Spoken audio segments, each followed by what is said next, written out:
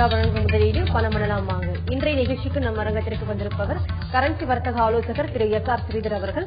Currency வர்த்தகம் குறித்து உங்களுடைய கேள்விகளுக்கும் சந்தேகங்களுக்கும் பதிலளிக்க இருக்கிறார். நேயர்களை நீங்கள் செய்ய வேண்டியது டிவி ஸ்கிரீன்ல பிளாஷ் ஆகிட்டு இருக்க இந்த நம்பருக்கு டயல் செய்து உங்கள் கேள்விகளை பதிவு செய்யலாம். வாங்க நிகழ்ச்சிக்கு போகலாம். வணக்கம் சார். கரன்சி மூவ்மெண்ட் வந்து தற்போது எப்படி இருக்கு சார்? நேற்றும் இன்றும் எப்படி இருக்கு? அதாவது நேற்று க்ளோஸ் பார்த்தோன்னா 62.70 க்ளோஸ் ஆயிருக்கு டாலர் ரூபி. அது வந்து அதற்கு முதல் நாள் பார்த்தோன்னா 62.90 இருந்தது. ஸோ ஒரு 20 பைசே டாலர் வந்து டிக்ளைன் ஆயிருக்கு. யூரோ ஐநார் ஆல்மோஸ்ட் ஃபிளாட் ஆயிருக்கு. ஏன்னா நேற்று 85.25 இருந்தது, அதுக்கு முதல் நாள் 85.21. ஸோ அதனால ஒரு 4 பைசே டிஃபரன்ஸ் தான் இருந்தது. ஜிபிபி ஐநாரை பொறுத்த வரைக்கும் ஒரு 42 பைசே வந்து ஜிபிபி ராலி ஆயிடுது. ஏன்னா நேற்று வந்து 102.13 லெவல் க்ளோஸ் ஆச்சு. அதுக்கு முதல் நாள் வந்து 101.71 இருந்தது. ஸோ ஒரு 42 பைசே கெயின் இருக்கு ஜிபிபியில். ஜேபிஒய் ஐநார் கூட டிக்ளைன் ஆயிருக்கு ஒரு 41 பைசே, 61.61 நேற்று க்ளோஸ் ஆச்சு. அதுக்கு முதல் நாள் பார்த்தோன்னா 62.02 இந்த லெவலில்.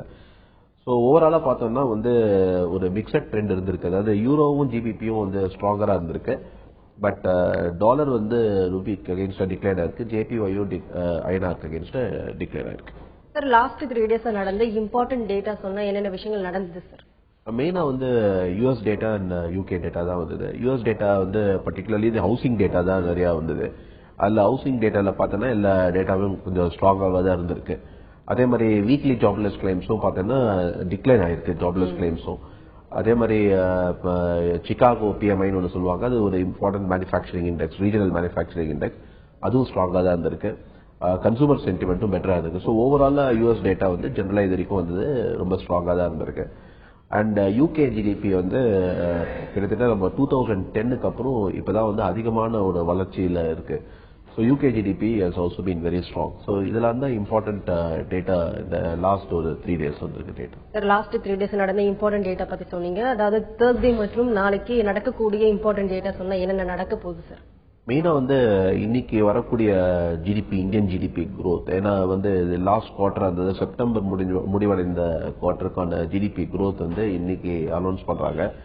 அது வந்து 4.6% வரைக்கும் இருக்கலாம் அப்படின்ற ஒரு ஒப்பீனியன் இருக்கு. லாஸ்ட் டைம் பார்த்தீங்கன்னா 4.3 4.4 அந்த ஃபர்ஸ்ட் குவார்டர் ஜிடிபி. ஸோ அதனால ஜிடிபி ஜென்ரலாக வந்து கொஞ்சம் டிக்ளைனிங் இதில் தான் இருக்கு. இப்போ நம்ம பார்த்தோன்னா லாஸ்ட் 10 இயர்ஸ் வந்து இந்தியன் ஜிடிபி இந்த அளவு மோசமாக இருந்தது கிடையாது. ஸோ லாஸ்ட் 10 இயர்ஸ்க்கான லோயஸ்ட் growth வந்து நம்ம இந்த ஃபர்ஸ்ட் குவார்டர் ஜிடிபியில் பார்த்துருக்கோம்.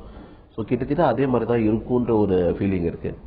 செகண்ட் குவார்டருக்கு அப்புறம் வரக்கூடிய இந்த நெக்ஸ்ட் ஹாஃப், தட் இஸ் வந்து செப்டம்பருக்கு அப்புறம் இருக்கக்கூடிய பீரியட்ல growth வந்து பிக்கப் ஆகலான்ற ஒரு ஃபீலிங் எக்ஸ்பெக்டேஷன் இருக்கு.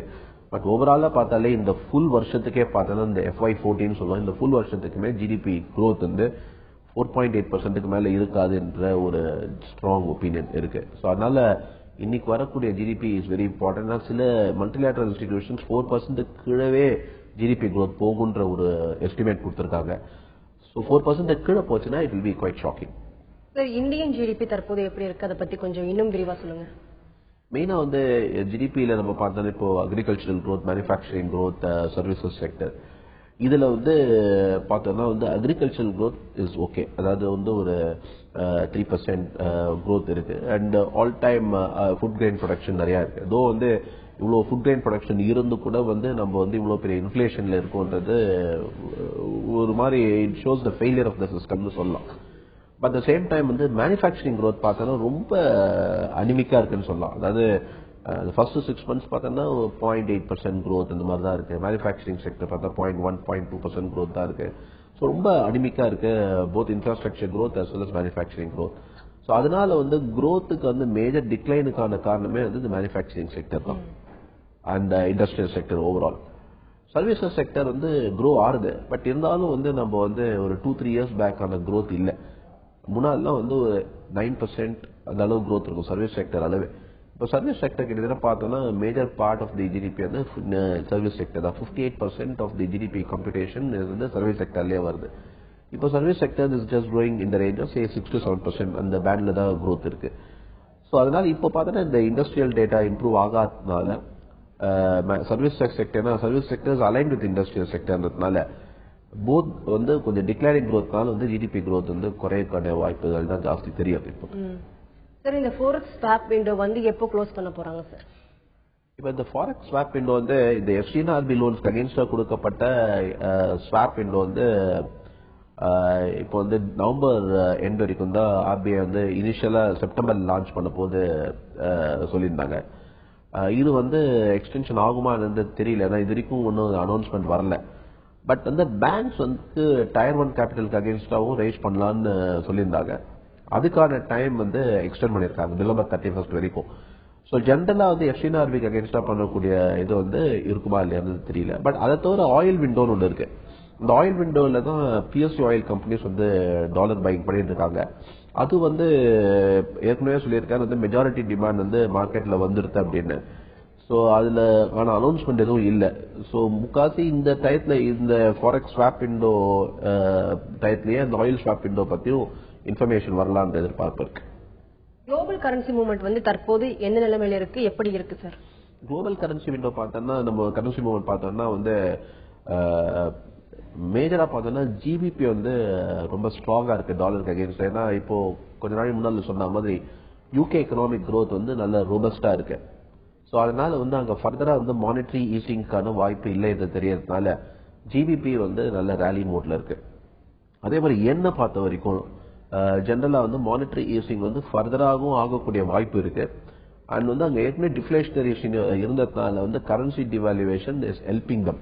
ஸோ எக்ஸ்போர்ட் ப்ராஃபிட்ஸும் ஹெல்ப் பண்றது, கார்பரேட் ப்ராஃபிட்ஸையும் பூஸ்ட் பண்றது. அதனால அங்க கூடிய வேஜஸ் இன்க்ரீஸ் ஆகலாம். வேஜஸ் இன்க்ரீஸ் ஆனா கொஞ்சம் இன்ஃபிளேஷன் பிக்கப் ஆகலான்ற ஒரு டார்கெட்டிங்னால வந்து மானிட்டரி பேஸ் வந்து ஜப்பான்ல எக்ஸ்பேண்ட் பண்ணிட்டே இருக்காங்க. ஸோ அதனால வந்து ஜாப்பனீஸ் யென் வந்து இப்போ கிட்டத்தட்ட 101க்கு மேலேயே போயிடுது டாலருக்கு அகேன்ஸ்டா. ஸோ அது வந்து என்னோட weakness will continue. Euro dollar movement வந்து ரொம்ப ஸ்டெடியா இருக்கு. அதாவது கொஞ்ச நாளா பார்த்தோம்னா அந்த 1.32 or 33 அந்த லோயர் சைட், 1.37 அந்த அப்பர் சைட், அந்த மாதிரி ரேஞ்சுக்குள்ள ட்ரேட் ஆகிட்டு இருக்கு. ஜெனரலா வந்து யூரோ டிக்ளைன் ஆகிறதுக்கான வாய்ப்புகளும் இருக்கு. ஏன்னா காரணம் வந்து மெயினா வந்து என்ன மாதிரி type of data, CPI data வரப்போறதுன்றதை பொறுத்து இருக்கும். நாளைக்கு பார்த்தோம்னா யூரோப்பியன் சிபிஐ டேட்டா வர இருக்கிறது. போன தடவை வந்து சிபிஐ ரொம்ப குறைஞ்சதுனால தான் வந்து இசிபி வந்து இன்ட்ரெஸ்ட் ரேட் கட் பண்ணாங்க. ஸோ ஃபர்தரா வந்து சிபிஐ குறையுமானால், இன்ஃபிளேஷன் அங்கே குறையுமானால் கண்டிப்பாக வந்து இன்னொரு ஃபர்தர் ரவுண்ட் ஆஃப் ஒரு மானிட்டரி ஈஸிங்கோ இல்லாட்டி வந்து some sort of liquidity expansion ப்ரோக்ராமோ இசிபி அனௌன்ஸ் பண்ணலாம். அப்படி இருக்கச்சே யூரோ வந்து திரும்பி டிக்ளைன் ஆகிறதுக்கான சான்ஸ் இருக்கு. பட் போன வருஷம் எல்லாம் சந்திச்ச மாதிரி ஒரு பெரிய சிஸ்டமிக் கிரைசிஸ்ல வந்த போது யூரோ வந்து வெரி பிக் டிக்ளைன்ஸ் தான் இருந்தது. அந்த மாதிரி டிக்ளைன்ஸ் தான் இருக்காது. பட் வந்து மாடஸ்ட் டிக்ளைன்ஸ் வந்து யூரோல வந்து எக்ஸ்பெக்ட் பண்ணுவோம். தொடர்ந்து கரன்சி மூவ்மெண்ட் பத்தி பேசலாம். ஒரு நேர் லைன்ல இருக்காங்க. வணக்கம் ஸ்ரீதர். ஹலோ சார், வணக்கம். சொல்லுங்க ஸ்ரீதர், கரன்சி மூவ்மெண்ட் குறித்து உங்களுடைய கேள்வி என்னன்னு கேளுங்க. கண்டிப்பா மேம். நான் அட்வென்ச்சர்ஸ்ல ஒன் ஆஃப் தி கிளைண்டா இருக்கேன். நான் ஓகே ஒரு 2 டேஸா நான் கால்ஸ் நான் வந்துட்டு லாஸ்ட் வீக் தான் அக்கௌண்ட் ஓபன் பண்ணிருந்தேன். ஓகே லாஸ்ட் 2 டேஸா வந்துட்டு அவங்க கொடுத்த கால்ஸ் வந்து சூப்பர்வா இருக்கு. நல்ல ப்ராஃபிட் இருக்கு. 50,000 இன்வெஸ்ட்மெண்ட் பண்ணிருந்தேன். இப்போ வந்துட்டு நெக்ஸ்டா வந்து ஃபாதரா ஒரு 2 lakhs ஆட் பண்ணலாம்னு சொல்லிட்டு. நீ எப்படி சார் கால்ஸ் எப்படி சக்சஸ் ரேஷியோ எப்படி இருக்கும்? ஓகே, அதாவது இப்போ ரொம்ப தேங்க்ஸ் உங்களோட காம்ப்ளிமெண்ட்க்கு. அதாவது இன்ஃபேக்ட் கால்ஸ் பர்ஃபார்மன்ஸ் பார்த்தோன்னா லாஸ்ட் 3 டேஸ்ல இந்த வீக்ல வந்து ஒரு 11 கால்ஸ் கொடுத்துருக்கதா கேள்விப்பட்டிருக்கேன். அதாவது 11 கால்ஸ் கொடுத்ததுல வந்து எக்ஸப்ட் 1 கால் ஆல் கால்ஸ் வந்து ப்ராஃபிட்டபிளா முடிஞ்சிருக்கு. பட் ஒன்னே ஒன்று வந்து நம்ம மனசு இருக்கணும். அதாவது வந்து ட்ரேடிங்ல வந்து profits and losses both will be there. there will be circumstances when வந்து there can be some losses. But என்ன இதுனா வந்து லாஸ் வர சமயத்துல வந்து இம்பார்ட்டண்டா ஸ்டாப் லாஸ் போட்டு ஒரு மாதிரி டிசிப்ளின்டா நம்ம ட்ரேட் பண்ணோம்னா கண்டிப்பாக வந்து ஓவராலா வந்து ஒரு per month, per quarter, per year டெஃபினட்டா வந்து ப்ராஃபிட்ல ஈடுபடலாம். ஸோ நம்ம முன்னாலே சொன்ன மாதிரி வந்து discipline is very important. So அதனால கொடுக்கப்படக்கூடிய ரெக்கமெண்டேஷன்ஸ் வந்து கண்டிப்பா அந்த மாதிரி கேலிபிரேட் பண்ணி தான் கொடுக்குறாங்க. ஸோ மை ரெக்வெஸ்ட் இஸ் வந்து நீங்க வந்து சின்சியரா அதை ஃபுல்லா ஃபாலோ பண்ணுங்க. ஒன்று. ரெண்டாவது வந்து எப்படி கொடுக்குறாங்கன்ற அந்த ஸ்டெப்ஸை கத்துண்டு நீங்களே பண்ணா கண்டிப்பா உங்களுக்கு வந்து ஜாஸ்தி கான்ஃபிடன்ஸ் வரும் குவான்டிட்டி இன்க்ரீஸ் பண்றதுக்கு. ஸோ அப்போ வந்து டெஃபினட்டா இந்த ட்ரைனிங் கேம்ப்ஸ் மூலமாகவும் சரி, அதே மாதிரி எங்க ஆஃபீஸ்ல வந்து நீங்க வந்து அந்த இன்ஃபர்மேஷனை கேதர் பண்ணி நீங்களே ட்ரேட் பண்ணக்கூடிய எக்ஸ்பர்டைஸும் பில்டப் பண்ணிக்கணும்ன்றது என்னோட வேண்டுகோள். ஈரான் மற்றும் யூஎஸ் டீல் வந்து எப்படி இருக்கு, அதோட டாலர் ரூபி வேல்யூ பத்தி சொல்லுங்க. ஈரான் யூஎஸ் டீல், அதாவது இப்போ வந்து ஒரு 2-3 days பேக் வந்து ஒரு இம்பார்ட்டன்ட் அக்ரிமெண்ட் ரீச் பண்ணிருக்காங்க. ஏன்னா வந்து ஜெனரலா வந்து ஈரான் வந்து நியூக்ளியர் என்ரிச்மெண்ட் பண்றதாகவும் அது வந்து it will be destabilising factor global சிச்சுவேஷன்ல பொலிட்டிக்கலி அப்படின்ற மாதிரியான ஒரு த்ரெட் இருந்துட்டே இருந்தது. ஸோ அதனால யூஎஸ் நிறைய சாங்ஷன்ஸ் இம்போஸ் பண்ணியிருந்தாங்க ஈரான் மேல. நாட் ஒன்லி தட் சாங்ஷன்ஸ் அங்கே இம்போஸ் பண்ணது ஒன்றும் இல்லை, இந்தியா போன்ற மற்ற நாடுகளும் அவங்களோட லிங்க் வச்சுக்க கூடாது, நம்மளோட இம்போர்ட்ஸ் அங்கிருந்து கொஞ்சம் நன்றாக குறைத்துக் கொள்ள வேண்டும், எக்கனாமிக் எம்பார்கோ மாதிரி இருந்தது. ஸோ அதனால நம்ம முன்னால இந்தியாவுக்கு major supplier Iran crude oil. So அந்த சோர்ஸ் கட் ஆஃப் ஆச்சு. அதோட இல்லாம நம்ம ஈரான்ல பர்ச்சேஸ் பண்றது எல்லாமே டாலர்ல பர்ச்சேஸ் பண்றது இல்ல, ருபியிலும் பர்ச்சேஸ் பண்றோம் ஆயில். ஸோ அதனால நம்மளுக்கான ஃபாரின் எக்ஸ்சேஞ்ச் சேவிங்ஸ் இருந்தது. பட் இந்த யூஎஸ் பிரஷர்னால இந்தியாவுக்கு ஈரான் சோர்ஸ் இல்லாம மற்ற இடத்துலயும் சோர்ஸ் பண்ண முடியாது. இப்போ இந்த டீல் இது பாசிட்டிவா இம்பாக்ட் பண்ணும். காரணம் நம்ம இப்போ ஃபர்தரா ருபி ட்ரேட்லயே ஈரான்ல ஆயில் இம்போர்ட் பண்ணக்கூடிய ஃபெசிலிட்டி திரும்பி ரீஓபன் ஆகுது. ஸோ அந்த அளவுக்கு to some extent oil imports north கரன்சியில போடுற காட்டிலும் ருபி செட்டில்மெண்ட்ல போறதுனால ருபிக்கு பாசிட்டிவ் இம்பாக்ட் கிரியேட் பண்ணும். செகண்ட் திங் நம்ம நிறைய ஈரான்ல இந்த energy Indian oil companies oil ட்ரில்லிங்க்கு நிறைய பிளாக்ஸ் பிட் பண்ணக்கூடிய இது இருக்கும். ஸோ அதனால ஒரு புது இன்னொரு மார்க்கெட்டும் ஓபன் ஆகிறதுனால எக்ஸ்போர்ட்ஸ் திரும்பி அந்த டெஸ்டினேஷனுக்கு போறது பிக்கப் ஆகலாம். ஸோ இந்த மாதிரி பாசிட்டிவ் இம்பாக்ட் இருக்கிறதுனால நம்மளோட ட்ரேட் கான பாசிட்டிவ் இம்பாக்ட் அண்ட் ருபிக்கு பாசிட்டிவ் இம்பாக்ட் ஆக இருக்கும் என்ற எக்ஸ்பெக்டேஷன் இருக்கு. சரி, இன்றைக்கு நீங்க சொல்லக்கூடிய பொசிஷனல் அட்வைஸ் என்ன சொல்வீங்க சார்? இல்ல ஜென்ரலாவே நம்ம பார்த்தோம்னா டாலர் ருபி கொஞ்சம் வீக்ஸாவே ரேஞ்ச் பவுண்டா இருக்கு. 62 டவுன் சைட், ஜென்ரலா 63 அந்த அப் சைட், கொஞ்சம் மேல போச்சுன்னா 64 மேல தாண்டல. ஸோ இப்போ நாங்கள் என்ன எக்ஸ்பெக்ட் பண்ணோம்னா 62, 60, 65 ஸ்பாட்டும் 63.15 ஃபியூச்சர்ஸ்க்கு மேலேயும் ட்ரேட் ஆகிறதுக்கு கொஞ்சம் ரெசிஸ்டன்ஸ் இருக்கு, கஷ்டப்படுன்ற ஃபீலிங் இருக்கு. அதே டைம் 62 கீழே வரத்துக்கும் வாய்ப்புகள் குறைச்சலா இருக்கு. ஸோ இதுல இப்போ உடனே பண்ணணும்னா 63, 10, 15 வரைக்கும் விற்கலாம் ஃபியூச்சர்ஸ்ல, டிசம்பர் ஃபியூச்சர்ஸ் 63, 20, 25 மேல போக ஆரம்பிச்சா ஸ்டாப் லாஸ் போடலாம். இது ஒரு பாயிண்ட். இது ரொம்ப டைட் ஸ்டாப் லாஸ் சொல்லுவோம்.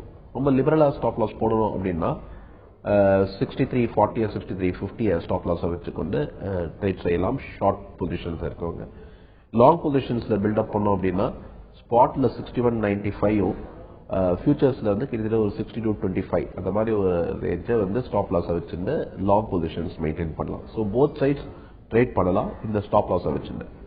யூரோ ஜிபிபி ஐஎன்ஆர் பொறுத்த வரைக்கும் யூரோ மேஜராகவே லாங் பொசிஷன்ல தான் இருக்கு.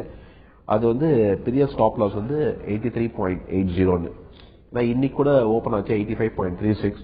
ரொம்ப நாளாவே இந்த 83, 85 ஸ்டாப் லாஸை வச்சுக்கொண்டு லாங் பொசிஷன்ஸ் வைத்துக் கொள்ளலாம் என்று சொல்லி அட்வைஸ் செஞ்சிருந்தோம். ஸோ அது that continues to be profitable. அதே மாதிரி ஜிபிபி ஐஎன்ஆர் பொறுத்த வரைக்கும் கூட 99.85 ஸ்டாப் லாஸை வச்சு ட்ரேட் பண்ணலாம்னு சொல்லியிருக்கோம். அது இப்போ 102.43 லெவல்ல இருக்கு. ஸோ இது வரைக்கும் நம்ம கொடுத்த கால்ஸும் ஜிபிபி ஐஎன்ஆர்ல ப்ராஃபிட்டபிளா தான் இருக்கு. என்ஐஎன்ஆர் தான் இருக்கிறதுலே ரொம்ப பேரிஷ் சென்டிமெண்ட்ல இருக்கு. இப்போ இன்னைக்கு 61.58 ட்ரேட் ஆயிட்டு இருக்கு. அது இம்பார்ட்டண்டா 60.20 கூட போகலாம். ஸோ 62.20 ஸ்டாப் லாஸை வச்சுக்கொண்டு என்ஐஎன்ஆர்ல ஷார்ட் பொசிஷன்ஸ் மெயின்டைன் பண்ணலாம். என்னோட பொசிஷனல் கால்ஸ். மேலும் தொடர்ந்து பேசலாம். நெக்ஸ்ட் காலர் லைன்ல இருக்காங்க. வணக்கம் அசோக் குமார். மேடம், சார் கிட்ட கரன்சி ட்ரேடிங்னா என்ன, அது எப்படி பண்ணிட்டு இருக்காங்க அப்படின்றத கொஞ்சம் சொல்லுங்க மேடம். ஓகே, கரன்சி ட்ரேடிங்னா என்ன, எப்படி பண்ணிட்டு இருக்காங்க கேக்குறாரு சார். கரன்சி ட்ரேடிங்ன்றது இப்ப dollar INR, GBP INR, euro INR, JP INR 4 currency இருக்கு. இது எக்ஸ்சேஞ்சில் ட்ரேட் நடக்கிறது. அதாவது இம்பார்ட்டண்டா 2 எக்ஸ்சேஞ்ச் இருக்கு, என்எஸ்சி அண்ட் எம்சிஎக்ஸ் எஸ்எக்ஸ். இதுல ட்ரேட் செய்யறாங்க. அது regulated by RBI and SEBI. So அதனால இது நார்மலா நீங்க ஸ்டாக் மார்க்கெட் புரிய முடியும் சொல்லணும்னா எப்படி நீங்க ஒரு ஸ்டாக்கை ட்ரேட் பண்ணுவீங்களோ இல்லாட்டி ஒரு கோல்டு ட்ரேட் பண்ணுவீங்களோ அதே கான்செப்ட் தான் டாலர் ஐஎன்ஆர்ல. ஸோ நீங்க வாங்குறதோ விற்கிறதோ ஏதாவது ஒரு கரன்சி, இப்போ டாலரை வாங்கணும்னு நினைச்சுக்கலாம், இல்லை டாலரை விற்கணும்னு நினைத்துக் கொள்ளலாம். ஸோ நீங்க ஐஎன்ஆர் போஸ்ட்டை மறந்துடுங்க. டாலர் வாங்கலாமா, டாலர் விற்கலாமா, ஜிபிபி வாங்கலாமா, ஜிபிபி விற்கலாமா அப்படின்னா எப்படி உங்களுக்கு ஒரு கமாடிட்டியை நீங்க ட்ரேட் பண்றீங்களோ இல்லாட்டி ஸ்டாக்கை ட்ரேட் பண்றீங்களோ அதே கான்செப்ட் தான். அதே மாதிரி நீங்க ஃபியூச்சர்ஸ் அண்ட் ஆப்ஷன்ஸ் செக்மெண்ட் எப்படி ஸ்டாக் மார்க்கெட்ல இருக்கோ அதே போலதான் இந்த ஃபியூச்சர்ஸ் அண்ட் ஆப்ஷன்ஸ் கரன்சி மார்க்கெட்ல தான். So it operates and margin இதுதான். ஸோ இப்போ உங்களோட இன்னும் கொஞ்சம் டீடைல்டா சொல்லணும் அப்படின்னா டெஃபினட்டா உங்க நம்பர் எங்களுக்கு ரிஜிஸ்டர் ஆயிருக்கு. ஸோ அதனால நாங்கள் உங்களை தொடர்பு கொண்டு கண்டிப்பாக இன்னும் ஃபர்தரா உங்களுக்கு என்ன கிளாரிபிகேஷன்ஸோ இல்ல இதுக்கான ஐயப்பாடு ஏதாவது இருந்ததுன்னா கண்டிப்பா அது வந்து will clarify on that point. Sir intraday trading advice சொன்னா என்ன அட்வைஸ் சொல்வீங்க சார்?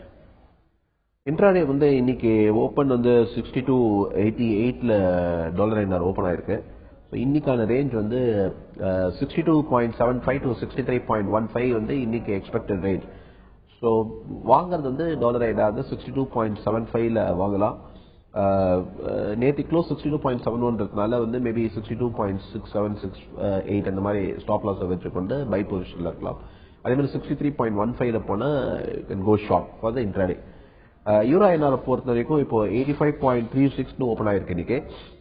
அதோட ரேஞ்ச் வந்து எக்ஸ்பெக்டட் டு பி 85.20 to 85.55. அதனால 85.20ல வந்தா வாங்கலாம். 85.55ல சென்றால் இட் கேன் பி சோல்ட்.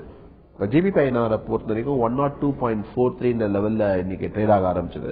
அது expected range to be 102.20 to 103.10. So டெஃபினட்டா 102.20 அந்த மாதிரி வந்ததுன்னா I think you can go long அதுல ஜிபிபி ஐநாரை பொறுத்த வரைக்கும். என்ஐஆர் வந்து இன்னைக்கு 61.58 என்ற லெவல்ல ட்ரேட் ஆக ஆரம்பிச்சிருக்கு. அதோட expected range will be 61.15 to 61.75. இப்போ வந்து விற்கலாம் வித் 61.75 ஸ்டாப் லாஸ் வச்சிருந்து it can be sold. Sir intraday trading advice மற்றும் பொசிஷன் அட்வைஸ் சொன்னீங்க. ஹெட்ஜிங் அட்வைஸ் சொன்னா என்னென்ன விஷயங்கள் சொல்லுவீங்க சார்? ஹெட்ஜிங் வந்து கார்பரேட்ஸ்க்கு வந்து ஜெனரலா வந்து strategy is more important then ஒரு பர்டிகுலர் டே ஆன் வியூ. ஏன்னா வியூஸ் வந்து ஃபாஸ்டா சேஞ்ச் ஆயிடலாம். நிறைய இன்ஃபர்மேஷன் வந்து இருக்கு. இன்னைக்கு ஜிடிபி டேட்டா வருது, அப்புறம் அடுத்த ஃப்ரைடே வந்து US non farm payroll data வருது. ஸோ அதனால வந்து difficult to adjust positions on every day basis. So அதனால strategy is more important. But views வந்து பிளெண்ட் பண்ணி ஸ்ட்ராட்டஜி பண்ணிக்கலாம். இப்போ வந்து டாலர் ஐநாரை பொறுத்த வரைக்கும் முன்னாடி சொன்ன மாதிரி ரொம்ப 62 கீழே போகாதனால இந்த லெவல்ல வந்து பார்ட் கவரிங் ஆஃப் இம்போர்ட்ஸ் டெஃபினட்டா பண்ணலாம். But if it is affordable costing தான் நான் கவர் பண்றேன் அப்படின்னா இவன் 100% of the imports can be cover. Exporters கொஞ்சம் வெயிட் பண்ணி அதுக்கப்புறம் கொஞ்சம் ஒரு ஏதாவது ஒரு நெகட்டிவ் ஈவென்ட்ல டிக்ளைன் வந்ததுக்கப்புறம் எக்ஸ்போர்ட்ஸ் கேன் பி கவர்டுன்றது டாலர் ஐநாரை பொறுத்த வரைக்கும். யூரோ ஐநாரை பொறுத்த வரைக்கும் வந்து நம்ம சின்ஸ் இந்த ட்ரேடிங்கே கால் வந்து 83-85 கீழே போகாது அப்படின்னு சொல்றதுனால அதுவும் வந்து 83-85 வரைக்கும் வர வரைக்கும் வந்து இம்போர்ட்ஸ் வந்து டிக்ளைன்ல கவர் பண்ணிக்கலாம். ஜிபிபி ஐநாரை பொறுத்த வரைக்கும் கூட இட் இஸ் எல்லா கரன்சி அக்கார்டும் இப்ப ஜாஸ்தி ஸ்ட்ராங்கரா இருக்கக்கூடிய ரிலேட்டிவ்லி ஸ்ட்ரென்த் ஜாஸ்தி இருக்குது ஜிபிபி ஐநார். ஜிபிபி பேயபிள்ஸ் இருந்ததால் கண்டிப்பாக வந்து கவர் செய்து கொள்ளுங்கள். ஜாப்பனீஸ் யென்னை பொறுத்த வரைக்கும் ஐ திங்க் வந்து ஃபர்தரா ஊழ்ந்துட்டு இருக்கு. ஸோ அதனால இப்போத்துக்கு வந்து ஜெனரலா மார்க்கெட் வியூ பிரகாரம் சொல்லணும்னு பார்த்தோன்னா யென் வந்து கவர் பண்ண வேணாம் தான் நம்ம சொல்லலாம். பட் ஸ்ட்ராட்டஜி இதான் இம்பார்ட்டன்ட். நம்ம கொஞ்சம் ரிஸ்கை கவர் பண்ணணும் அப்படின்னா ஒரு part of the amount say 25% or up to 50% வந்து கவர் பண்ணிட்டு மிச்சத்தை ஓப்பனா வைத்துக் கொள்ளலாம் with some stop loss. Important support resistance for currency pair சொன்னா என்ன சொல்வீங்க சார்? டாலர் ஐநாரை பொறுத்த வரைக்கும் 62 இஸ் an இம்பார்ட்டன்ட் சப்போர்ட் சொல்லலாம். அதே மாதிரி ரெசிஸ்டன்ஸ் வந்து 6310 6350 ஃபியூச்சர்ஸ்ல. ஸ்பாட்ல பார்த்தோன்னா 62 சப்போர்ட் வந்து அதே மாதிரி 6265 and 6310 are important resistance. GBP ஐநாரை பொறுத்த வரைக்கும் இம்பார்ட்டன்ட் சப்போர்ட் வந்து 99.85, ரெசிஸ்டன்ஸ் இம்பார்ட்டன்ட் ரெசிஸ்டன்ஸ் வந்து 102.85. யூரோ ஐநாரை பொறுத்த வரைக்கும் இம்பார்ட்டன்ட் சப்போர்ட் வந்து 83.80, இம்பார்ட்டன்ட் ரெசிஸ்டன்ஸ் வந்து 86.25. என்ஐஎன்ஆரை பொறுத்த வரைக்கும் இம்பார்ட்டன்ட் சப்போர்ட் வந்து next level 60.20, important resistance 62.20. So இதெல்லாம் ரொம்ப இம்பார்ட்டன்ட் பாயிண்ட்ஸ். வேற கொஞ்சம் ஒரு மேஜர் ஸ்டாப் லாஸஸா வச்சிருக்க கூட இம்பார்ட்டன்ட் லெவல்ஸ் இதெல்லாம். சார் நிஃப்டியோட ஓவரால் வியூ வந்து எப்படி இருக்கு அதை பத்தி கொஞ்சம் சொல்லுங்க. நிஃப்டி வந்து தீபாவளிக்கு முன்னால அந்த அரௌண்ட் தீபாவளி டைம்ல வந்து ஒரு 6300 ரேஞ்சுக்கு மேல போய் ஒரு 5 இயர் ஹை பிரேக் ஆச்சு.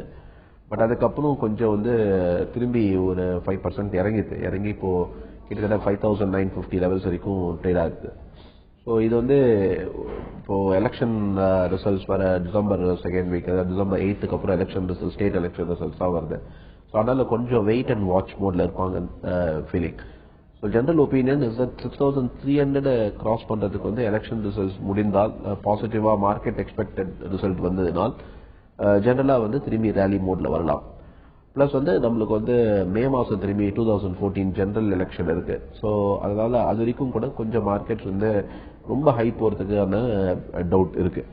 At the same time lower levels வந்து இட் வில் பி சப்போர்ட்டட். ஏன்னா வேர்ல்ட் வைட் வந்து எல்லாமே பாசிட்டிவாவே இருக்கு. குளோபல் க்ரோத் இஸ் ஓகேவா இருக்கு. ஸோ திங்ஸ் ஆர் இம்ப்ரூவிங் அங்கே.